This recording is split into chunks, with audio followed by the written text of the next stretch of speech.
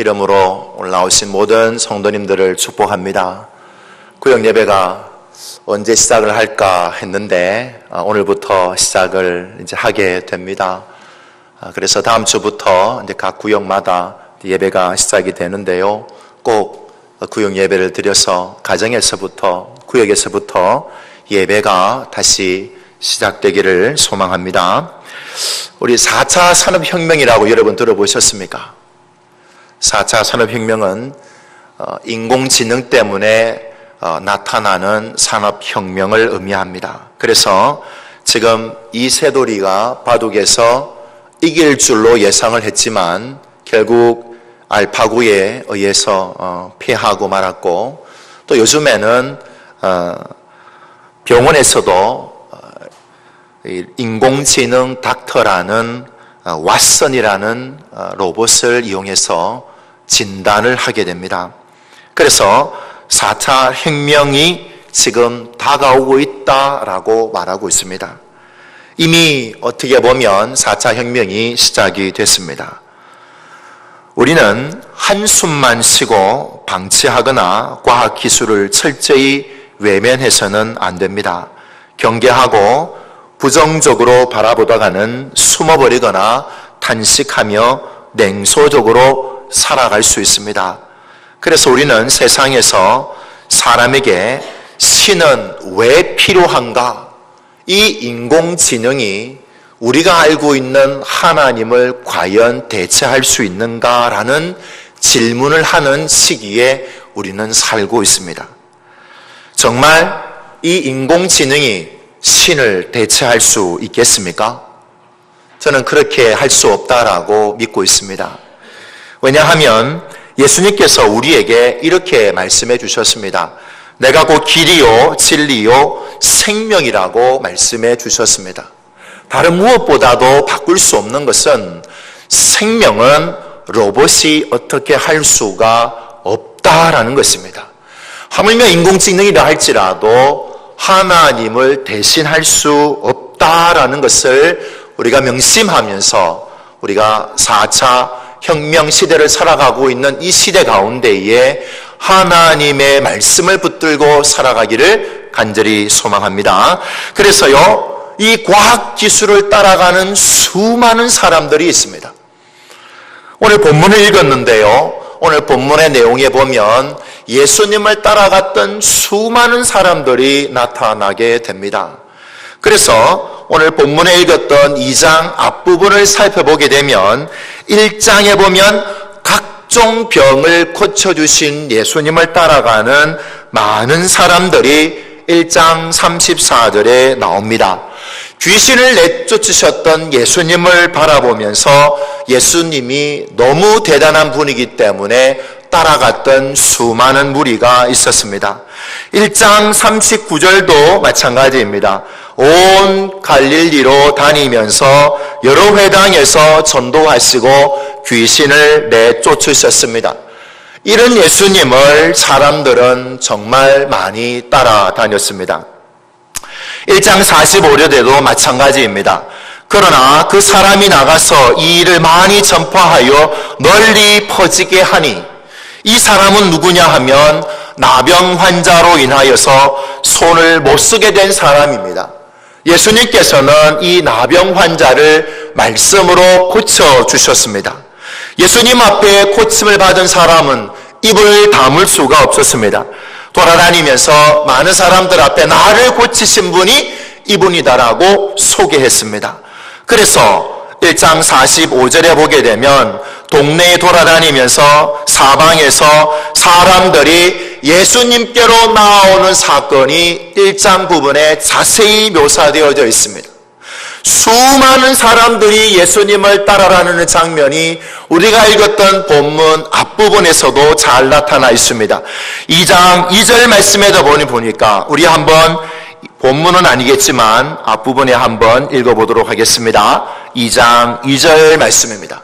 다 같이 시작. 많은 사람이 모여서 문 앞까지도 들어설 자리가 없게 되었는데 예수께서 그들에게 도를 말씀하시더니, 예수님 앞에 중풍병자를 메겨온 네 사람이 지붕을 뜯어서 예수님이 계시는 그곳에 이 중풍병자를 내렸습니다. 왜냐하면 수많은 사람들이 예수님을 따라다녔다라는 것입니다.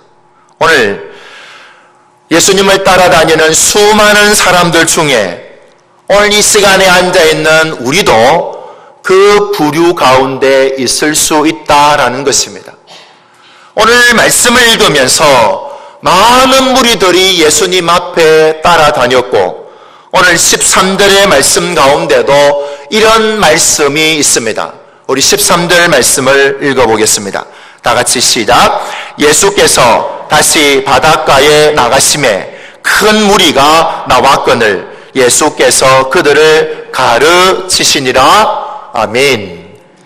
수많은 무리들 중에서도 큰 무리가 예수님이 계시는 바닷가로 나오셨습니다. 귀신을 쫓아내시고 병을 고치시고 그래서 그것을 본 사람들이 나병 환자를 고칠 뿐만 아니라 중풍병자를 고친 것을 본 수많은 사람들이 예수님을 따라다녔습니다. 왜냐하면 예수님을 따라다니면 내 병이 나을 것 같기 때문에 내 친척에 귀신 들린 사람이 귀신이 쫓아내어져서 그 귀신 들림이 정상으로 바뀔 것이라고 믿었기 때문에 예수님을 따라다녔습니다. 예수님을 따라다니는 사람들 중엔 일반 백성들도 있었고 서기관도 있었습니다. 오늘 우리가 읽었던 마가복음 2장 13절부터 17절까지에 나와 있는 이 세리인 레위, 마태복음에서는 마태라고 나와 있는 이 사람을 불렀을 때에 누가복음에서는 바리새인도 그들 중에 있었다라고 기록을 하고 있습니다. 서기관은 어떤 사람입니까? 우리 성도님, 서기관은 어떤 사람입니까? 아시는데 너무 기본적인 질문이라서 대답을 잘 못하시는 것 같습니다. 서기관은 어떤 사람입니까? 네, 성경을 복사하는 사람이죠. 성경을 말씀대로 손으로 복사하는 사람을 의미합니다. 하나님의 이름만 나와도 목욕을 제기하고 다시 와서 말씀을 복사할 정도로 하나님을 정말 경외하는 사람이었습니다. 철두철미한 사람입니다. 하나님의 말씀도 잘 아는 사람이 바로 서기관입니다. 두 번째, 바리새인은 어떤 사람입니까? 바리새인은요, 히브리어로 분리된 자라는 뜻을 가지고 있는 사람입니다. 율법에서 깨끗하지 않다고 하는 것들로부터 분리하려는 태도에서 유래된 것입니다. 모세의 율법을 엄격하게 준수하고 이방인과 연관되는 어떤 것도 피하고 있음을 스스로 자랑으로 여겼던 사람들이 바로 바리새인입니다. 이 두 부류도 그 무리들 가운데에 있었습니다.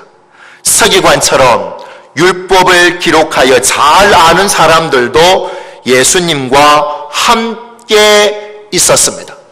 예수님의 가르침을 들었습니다. 바리새인도 마찬가지였습니다.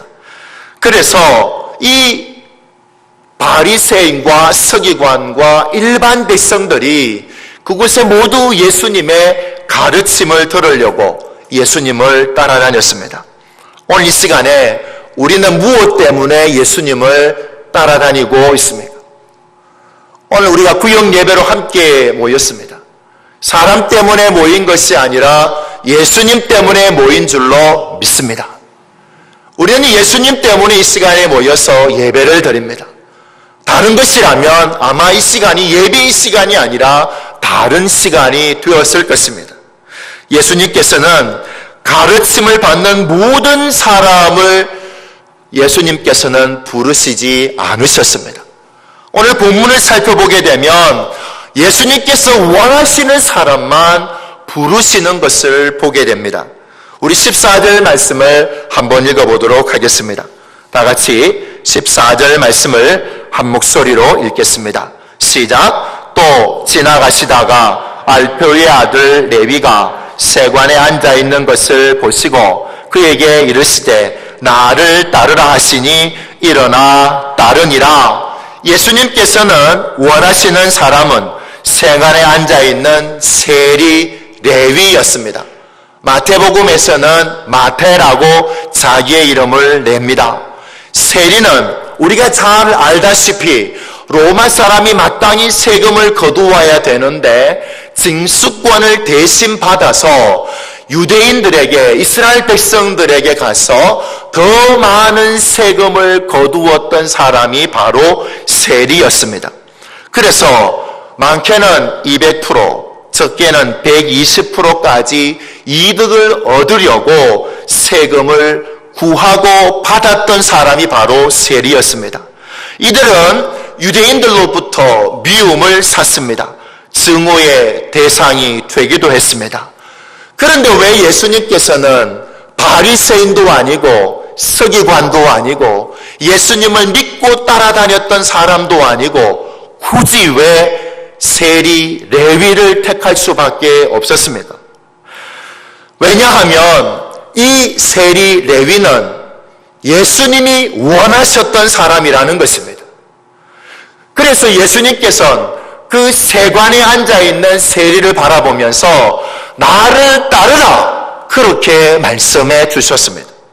세관에 앉은 세리는 그가 직업이 무엇인지 예수님이 몰랐겠습니까? 예수님은 이 세리 레위가 어떤 직업을 갖고 있는 사람인지 어떤 사람인지 너무나 잘 알고 있는 예수님이셨습니다. 사회에서 버림을 받은 사람이고 증오의 대상이고 왕따의 대상인 것을 너무나 잘 알고 있었습니다. 그럼에도 불구하고 예수님은 세리 레위를 원하셨고 부르셨습니다. 그리고는 말씀해 주셨습니다. 나를 따르라 말씀해 주셨습니다. 모든 것을 버려두고 이 세리 레위는 예수님을 따랐습니다. 누가복음 5장 28절 말씀해 보면 이렇게 기록을 하고 있습니다. 그가 모든 것을 버리고 일어나 따르니라. 이 사람은 예수님의 말씀에 순종할 줄 아는 사람인 것을 예수님은 아셨습니다. 예수님이 원하시는 사람은 말씀에 순종하는 사람이 되는 줄로 믿습니다. 오늘 이 시간에 있는 우리 모두들도 예수님은 알고 계십니다. 내가 어떤 사람인지 알고 계십니다. 어떤 성격을 가진 사람인지도 알고 계십니다. 성품이 어떤지도 예수님이 너무나 잘 알고 계십니다. 화를 잘 내는지 아니면은 잘 참는지, 말씀대로 살려 하니 이익을 포기하는 사람인지, 아니면은 내가 말씀을 내려놓고 내가 이익을 추구하는 사람인지 하나님은 알고 계시고 예수님은 알고 계십니다. 한 사람이라도 상한 마음을 풀어주기 위해서 전화하는 사람인지 아니면 아닌지를 우리 예수님은 정확하게 알고 계십니다. 구역 모임을 위해 힘들더라도 애를 쓰고 있는 사람인지 아닌지도 우리 예수님은 잘 알고 계십니다. 어찌하든지 모임을 하려고 애를 쓰고 있는 그 사람은 예수님은 너무나 잘 알고 계십니다. 왜냐하면 예수님은 하나님이시기 때문입니다. 이 예수님께서 이 세리 레위를 아신 것처럼 오늘 이 자리에 앉아있는 우리 모두를 알고 계시는 예수님이신 줄로 믿습니다. 그런데도 놀랍게도 이 세리 레위, 즉 이 마태에게 예수님은요 한 번도 과거의 삶에 대해서 묻지 않으셨습니다. 나를 따르라고 말씀하시기 전에 네 삶이 어떠했느냐라고 묻지 않으셨습니다. 왜냐하면 너무나 잘 알고 계셨기 때문입니다. 그런데요 예수님 앞에 이 말씀을 들었던 나를 따르라는 말씀을 듣고는요 온전히 일어나서 자기의 모든 소유를 내려놓고 따랐던 사람은 바리새인도 아니고 서기관도 아니고 바로 세리인 레위였다라는 사실입니다. 오늘 이 시간에 앉아있는 우리 모든 성도님들은 이 세리 레위와 같이 예수님이 원하시고 부르실 앞에 순종할 수 있는 사람이 되시기를 소망합니다. 나를 따르라고 말씀하시는 그 음성 앞에 순종할 수 있는 사람이 되시기를 소망합니다. 오늘 이 나를 따르라고 말씀하신 이 음성 앞에 이 세리 레위는 따라갔습니다. 그래야 이것이 주님 앞에 순종하게 되면 어떤 결과를 낳느냐 하면 15절의 결과를 낳을 수 있습니다. 우리 15절 말씀을 한번 읽어보겠습니다. 시작. 그의 집에 앉아 잡수실 때에 많은 세리와 죄인들이 예수와 그의 제자들과 함께 앉았으니 이는 그러한 사람들이 많이 있어서 예수를 따름이러라. 예수님 앞에 순종하였던 이 세리는, 이 레위는 누구와 함께 앉을 수 있었느냐 하면 예수님과 함께 앉을 수 있었습니다. 나를 따르라는 이 말씀 앞에 순종하는 사람만이 예수님과 함께 동행하고 예수님과 함께 할 수 있는 삶을 살아가게 됩니다. 우리들도 하나님 앞에, 예수님 앞에, 이 음성 앞에 설 수 있는 삶이 되시기를 소망합니다. 그러면 예수님의 부름 앞에 내가 가진 모든 것을 내려놓고 예수님을 따라갈 수 있는 삶이 될 줄로 믿습니다. 내가 가진 모든 것, 여러분, 내가 가진 모든 것이 무엇인지 여러분 아십니까? 내가 가진 모든 것은 언제 청산이 될 수 있느냐 하면 내가 죽을 때 모든 것이 청산이 됩니다. 내 이름으로 되어져 있는 그 모든 것을 의미합니다. 그 모든 것을 내려놓을 때에 예수님의 말씀에 순종할 수 있는 사람이 되는 것입니다. 이 예수님께서는 오늘 16절 말씀과 같은 이런 말씀으로 우리에게 다가와 주십니다. 우리 16절 말씀을 읽어보겠습니다. 다 같이 시작. 바리새인의 서기관들이 예수께서 죄인 및 세리들과 함께 잡수시는 것을 보고 그의 제자들에게 이르되 어찌하여 세리 및 죄인들과 함께 먹는가? 예수님은 세리인 레위를 불러주셨습니다. 부름 앞에 모든 것을 내려놓고 일어나 예수님을 따랐던 레위였습니다. 예수님께서는 레위가 세리인 줄 알았습니다. 또한 안 것이 있었습니다. 그가 죄인인 것을 알았습니다. 바로 그 죄인 세리 마태의 집에 들어가셨습니다. 예수님만 초대한 것이 아닙니다. 다른 세리들과 죄인들도 초대받았습니다. 그리고 유대인들이 그 장면을 지켜보았습니다. 죄인들도 그곳에 있었습니다. 그곳에 예수님과 제자들이 함께 음식을 먹으면서 그곳에 앉아 있었습니다. 죄인들이었지만 예수님은 함께 식사를 하셨습니다. 바로 그때 함께 식사하고 있는 것을 누가 바라봤느냐 하면 바리새인과 서기관들이 지켜보았습니다. 그리고는 그 예수님과 제자들을 향해서 비방하고 비판을 했습니다. 그럼에도 예수님께서는 죄인들과 함께 있으면서 식사도 함께 하신 것뿐만 아니라 그곳에서도 대화도 나누었습니다. 본래 유대인들은 죄인들과 함께 먹지도 않고 대화도 하지 않습니다. 그런데도 예수님은 그럼에도 불구하고 죄인과 함께 먹기도 하고 마시기도 하고 함께 앉아 있는 것입니다. 오늘 이 시간에 앉아 있는 구역장 되시고 인도자 되시고 권찰 되시는 분, 우리를 부르신 것은 내가 특별하기 때문에 불러주신 것이 아닙니다.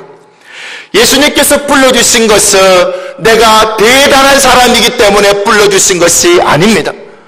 예수님께서 세리를 부르실 때에는 죄인인 줄 알고 부르셨습니다. 능력이 많아서 부르신 것이 아닙니다. 죄인인 줄 알고 그 세리를 불러주셨습니다. 오늘 이 시간에 앉아있는 우리 모두도 마찬가지입니다. 내가 능력 많은 사람이기 때문에 구역장을 세우고 권찰을 세우고 인도자를 세운 것이 아닙니다. 내가 죄인인 줄 알기 때문에 예수님께서는 나를 세워주신 줄로 믿습니다. 어디 이것뿐이겠습니까? 구역, 권찰, 인도자뿐이겠습니까? 우리가 맡은 이 모든 것들이 내가 능력이 되기 때문에 불러주신 것이 아니라 내가 죄인이기 때문에 예수님께서 나를 불러주셨다라는 것입니다.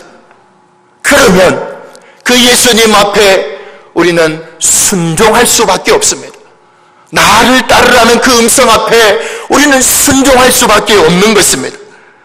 그런데도 우리는 여전히 바리새인과 서기관처럼 그 모습을 보고 비판하고 있다면 우리는 우리 스스로를 돌아봐야만 됩니다. 나는 예수님을 어떤 모습으로 따라가고 있는지를 돌아보셔야만 됩니다.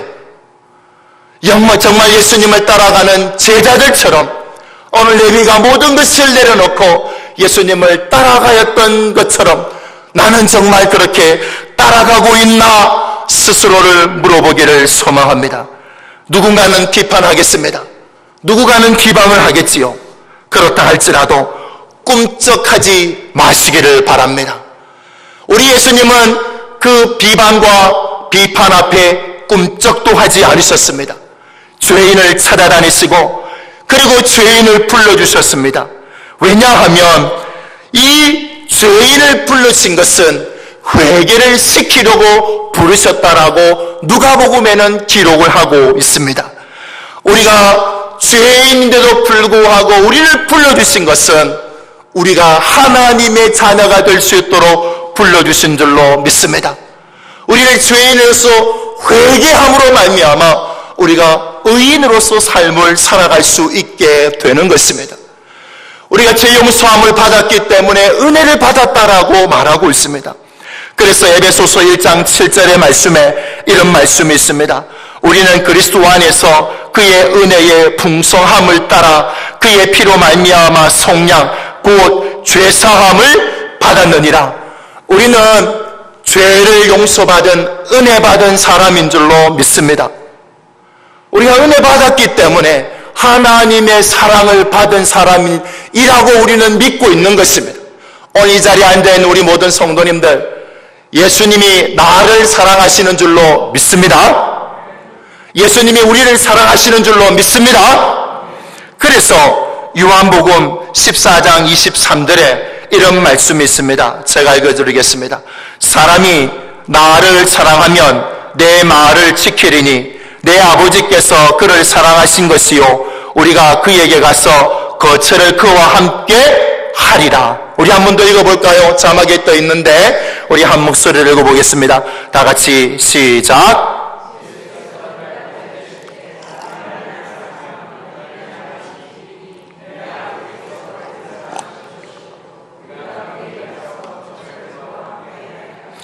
예수님을 사랑합니까? 예수님은 나를 사랑하시는 줄로 압니다. 예수님 사랑하십니까? 예수님을 사랑하는 사람은 은혜를 받은 사람만이 예수님을 사랑할 수가 있습니다. 은혜를 받은 적이 있는 사람만이 예수님을 사랑할 수 있습니다. 그러면 예수님의 말씀 앞에 순종하는 삶을 살아가시기를 소망합니다. 사람이 나를 사랑하면 내 말을 지킨다라고 말씀하고 계십니다. 그러므로 오늘 구역 연합예배로 나오신 모든 성도님, 우리가 죄인이었던 우리들을 불러주셨다라는 것을 생각하시기를 바랍니다. 잊지 마십시오. 우리들은 모두 죄인입니다. 일꾼이 될 만한 그 어떤 것도 갖추지 못한 죄인입니다. 그럼에도 우리를 불러주셨습니다. 왜냐하면 그 죄를 회개시켜서 하나님 앞에 은혜를 받는 사람으로 불러주셨습니다. 하나님의 자녀가 될 수 있도록 불러주셨습니다. 우리가 하나님의 사랑을 받는 사람이 되었습니다. 그러므로 우리는 하나님을 사랑하는 사람이 되기를 소망합니다. 우리가 하나님의 사랑으로 말미암아 소망하는 것은 오늘 이 자리에 앉아있는 우리 모든 성도님들, 구역원 한 분 한 분들을 사랑하시기를 소망합니다. 제가 구역 예배를 드려봤는데요, 구역원 한 사람 한 사람의 이름을 불러가며 기도할 때에 그 마음속에 사랑이 싹트게 된다는 것을 우리 성도님들은 잘 알고 계시는 줄로 믿습니다. 오늘 구역년 하나님의 마지막 말씀, 우리가 정말 예수님을 사랑하면 말씀을 지키지요. 그만큼 구역원들을 사랑할 수 있는 저와 여러분들의 삶이 되시기를 소망합니다. 구역 예배는 예배도 중요하지만 정말 중요한 것은 사랑하는 사람만 사랑하는 것이 아니라 사랑할 수 없는 사람을 사랑하게 될 때, 그때 구역 예배는 살아나게 될 줄로 믿습니다. 기억하십시오. 우리 모두는 죄인입니다. 아무도 하나님 앞에 바로 설 수 없습니다. 그러므로 하나님 앞에 섰던 은혜 받았던 삶을 기억하면서 구역 예배를 시작할 수 있는 은혜 받은 하나님을 사랑하되 내 구역원들을 사랑할 수 있는 우리 한 분 한 분 되시기를 간절히 소망합니다. 기도하겠습니다. 주님 감사합니다. 오늘 말씀을 통하여서 예수님을 따르되 예수님을 사랑하는 것만큼 말씀에 순종하여서 다른 구역원들을 사랑할 수 있는 삶을 허락하여 주시옵소서.